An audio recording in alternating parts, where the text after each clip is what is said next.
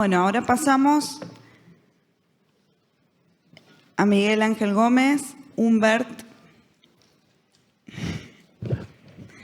Bueno, Miguel es él es militante y dirigente social. La militancia social lo llevó a trabajar en organismos de servicio a la cultura popular, en Sercupo, a través de la cual se vinculó con el movimiento campesino de Santiago del Estero, en Mocase, y empezaron a trabajar la cuestión rural y urbana como una lucha común. La experiencia de militancia social entrelazó la problemática del acceso a la tierra, la concentración urbana, la producción de alimentos sanos, respetando el ambiente y los ciclos de la tierra, el respeto por las comunidades campesinas indígenas y sus conocimientos ancestrales. Bueno, le doy la palabra. Gracias. Bueno, buen día de vuelta para todos y para todas, para los que se sumaron recién. Bueno, estábamos escuchando atentamente al compañero, que yo le decía recién al compañero que tengo aquí a mi al lado, le decía el tío rico que nos da una mano a la agricultura familiar, porque realmente los aportes que se han hecho desde obras públicas, contaba yo al principio, los CEPROSENA, que son los centros de producción de semilla nativa, bueno, están hechos, digamos, con el aporte de obras públicas, ¿no? Así que a Oscar y a Gabriel Catopodis, el ministro, obviamente, nuestro agradecimiento. Bueno, yo comentaba al principio en el saludo cómo fuimos trabajando el tema de la ley de agricultura familiar y en esta última etapa vinculándola al diseño de la agricultura familiar que plantea la ONU. Recién, cuando terminó su exposición, Lautaro decía la multidimensionalidad de la agricultura familiar. La ONU se plantea 7 pilares para fortalecer la agricultura familiar. Esos 7 pilares están contenidos en los 36 artículos que tiene la Ley de Reparación Histórica de la Agricultura Familiar, como decía antes, que se aprobó a fines de 2014 y que recién pudimos reglamentar este año. 9 años después pudimos reglamentar esa ley y estamos en el proceso de ejecutar esa ley. Obviamente que hay algunos ejes que son muy importantes y que fueron una construcción colectiva, como decía antes. Por un lado, el registro y la formalización, en eso trabajamos fuertemente nosotros y pudimos, pandemia mediante, digamos, con el Registro Nacional de Agricultura Familiar, con el RENAF, incorporar 48.000 nuevos núcleos de la agricultura familiar. Obviamente que todavía nos falta trabajar mucho para seguir registrando a los miles y miles de productores que hay y que quizás el sector nuestro tiene una característica que también comentaba al principio, que no vive en las ciudades, obviamente, y entonces poder llegar al territorio se hace muy complejo. La pandemia y obviamente después la sequía fueron inconvenientes en poder desarrollar nuestra política. Pero, digamos, pudimos avanzar en ir generando condiciones que tienen que ver con programas y propuestas que desde el Instituto se fueron articulando y trabajando conjuntamente con otras áreas, porque realmente también una de las improntas que le quisimos dar al Instituto ahora y a la Secretaría, digamos, cuando asumimos hace ya 3 años, fue democratizar la toma de decisiones y el trabajo en el territorio. Entonces, antes teníamos un coordinador provincial y dividimos en regiones el país, las 5 regiones, y trabajamos fuertemente en dividir zonas productivas por provincia para que haya realmente un trabajo muy profundo en el territorio.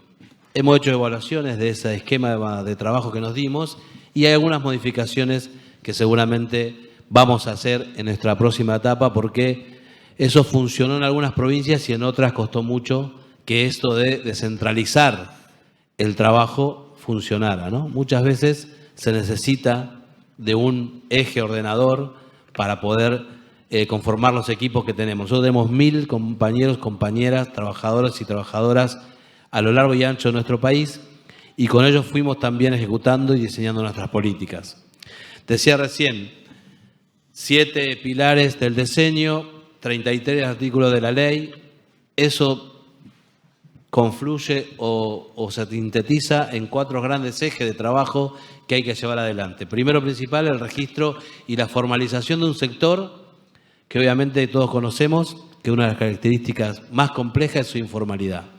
Esto no permite que se acceda al crédito, por ejemplo, algo que trabajamos también con el Banco Nación y posibilitamos hacer una línea crediticia específica que solamente con estar registrado en el registro uno podía acceder. ¿Cuál fue la problemática o el problema que nos encontramos cuando sacamos esta línea de crédito?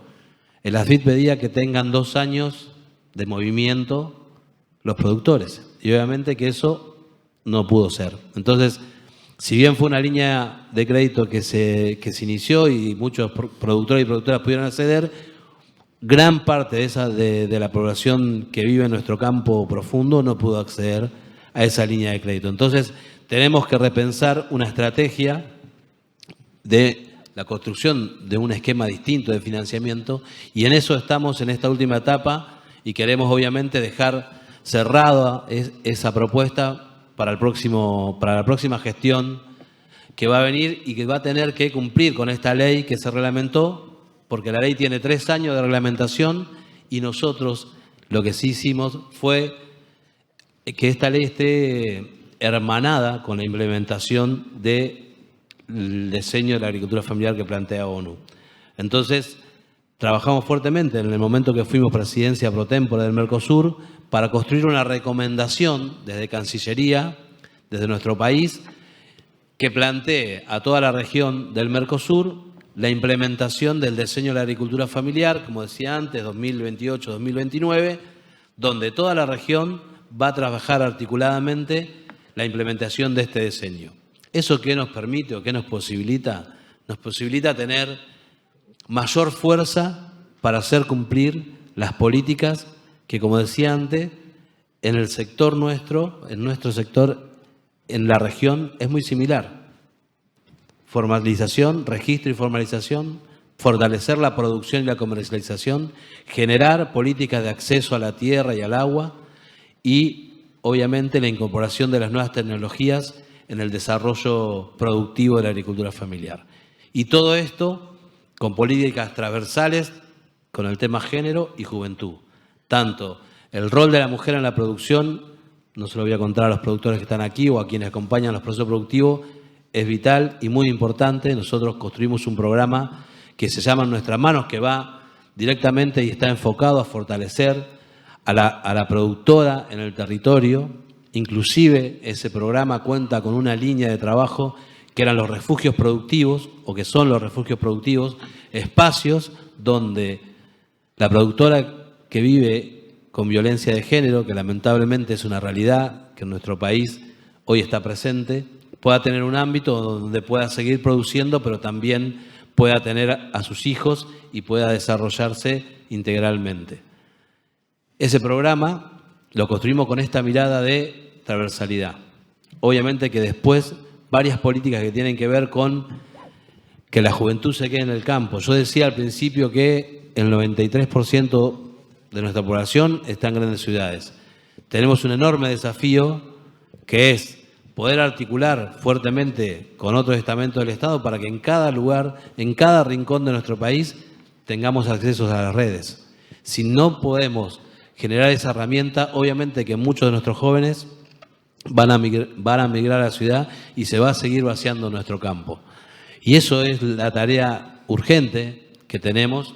Por eso también me alegra y saludo y agradezco a Pablo la convocatoria y agradezco a Pablo el haber puesto energía para la construcción de este congreso, porque obviamente que no hay nada más importante que pensar qué comemos, pensar nuestra alimentación. Y ahí la agricultura familiar tiene un rol determinante y tiene un rol determinante que nuestro Estado esté presente y acompañe ese proceso.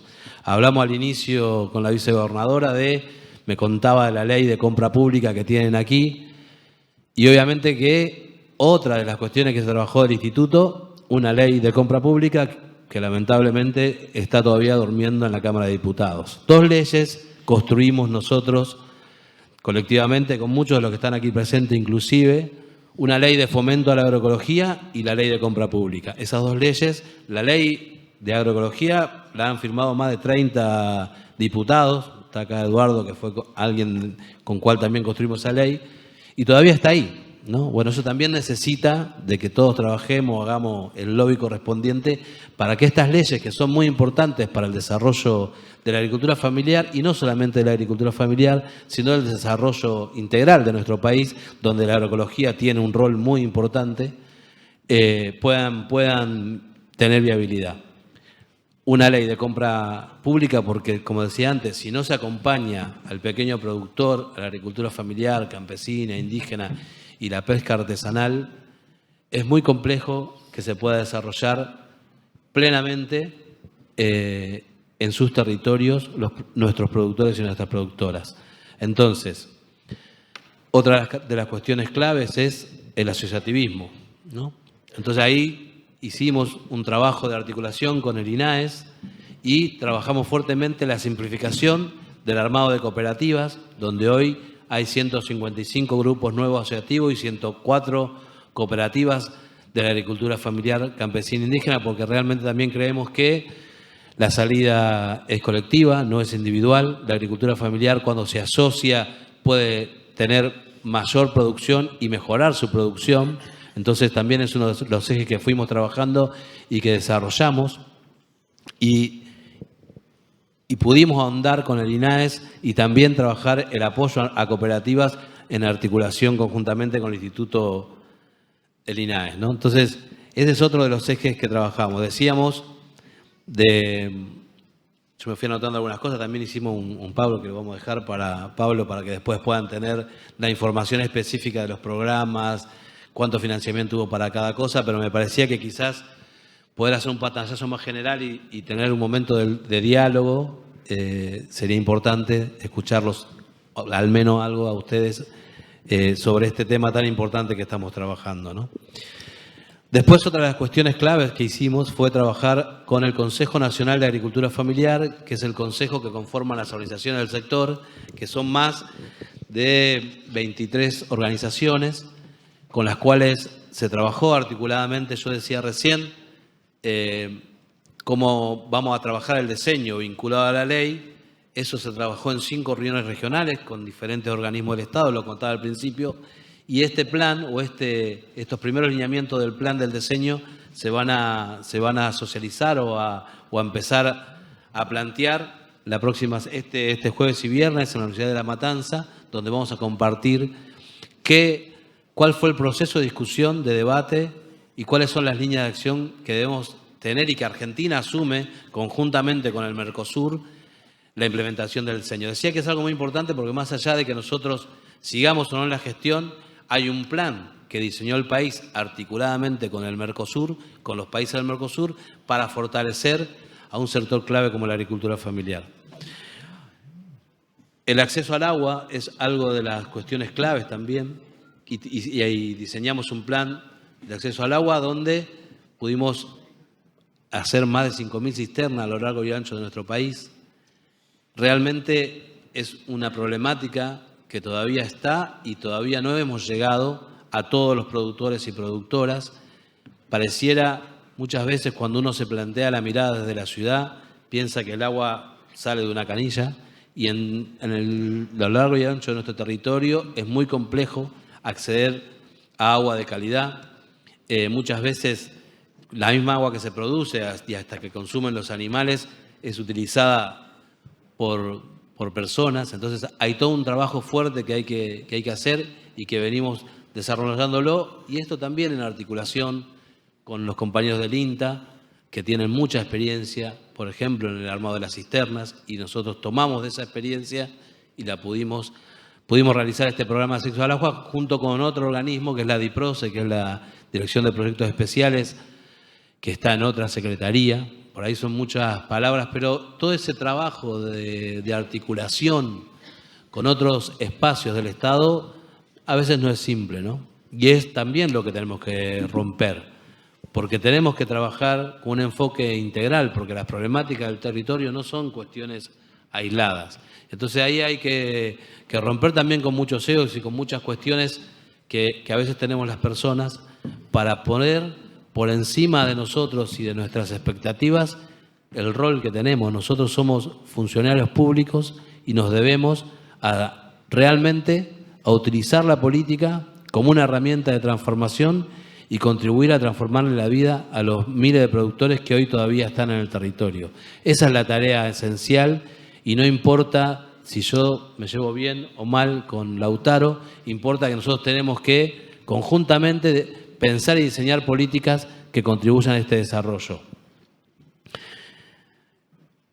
Armamos, como decía recién, el programa Acceso al Agua, el programa Semillar, que tiene que ver con esta cuestión de los CEPROCENE, los centros de producción de semillas nativas, que también lo conté al principio. Y armamos dos cuestiones que tienen que ver con incorporar las nuevas tecnologías para poder tener datos y también para que nuestros productores tengan datos. Una es un sistema de georreferenciación geográfica donde podamos ver los conflictos de tierra que existen hoy en nuestro país. Lamentablemente, hoy se siguen expulsando productores de la tierra por diferentes razones. Entonces armamos un sistema donde podemos georreferenciar los conflictos que tenemos y hacer seguimiento. Hubo el año pasado 180 conflictos de tierra, de los cuales 150 se pudieron resolver bien y 30 todavía están en tensión y algunos de esos ya han sufrido desalojo. Es algo que como Estado no podemos mirar para el costado, tenemos que intervenir y obviamente que un Estado presente tiene que estar a favor de los más débiles. Entonces, los conflictos de tierra, los mayores conflictos de tierra y de desalojos desconocen, por ejemplo, el derecho veinteañal que tiene un productor o cualquier persona cuando estuvo más de 20 años en un territorio que es poseedor con ánimo de dueño. Muchos de los productores que se desalojan de nuestro territorio es por muchas razones que tienen que ver con la industria, pero también tienen que ver con la ambición humana que solo quiere la rentabilidad como la rentabilidad y no piensa en el desarrollo integral de nuestro país, inclusive porque esto obviamente influye en el cambio climático, influye en muchas cuestiones que hacen al deterioro de nuestro territorio.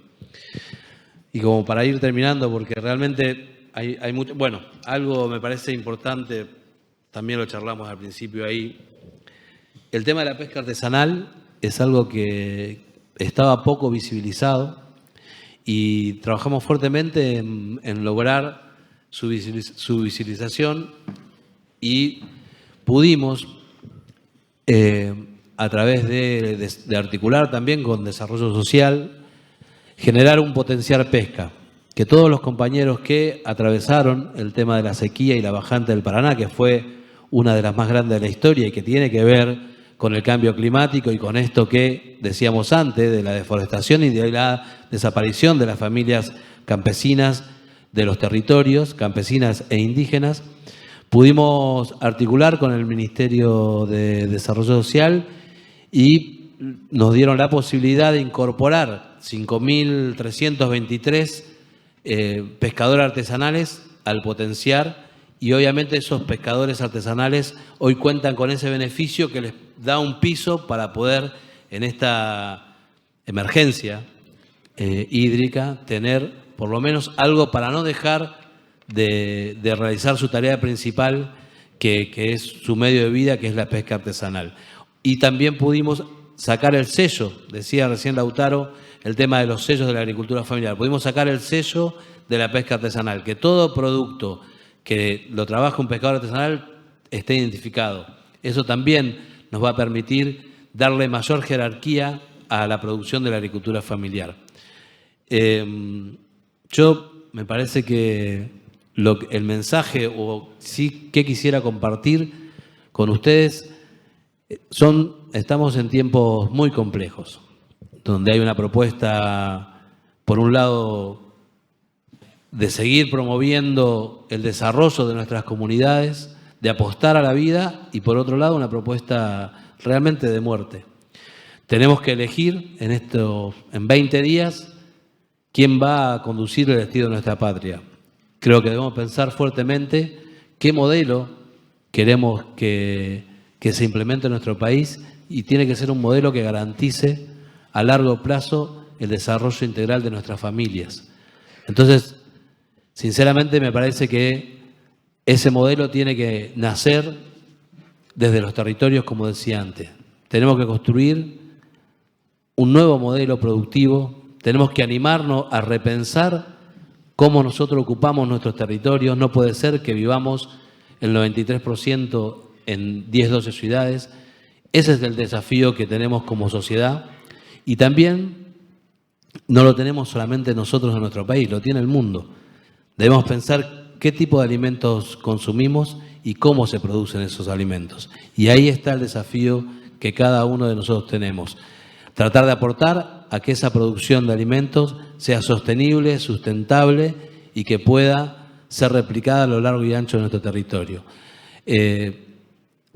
Muchas gracias a todos y a todas, y quedamos a disposición si hay alguna pregunta o algún intercambio.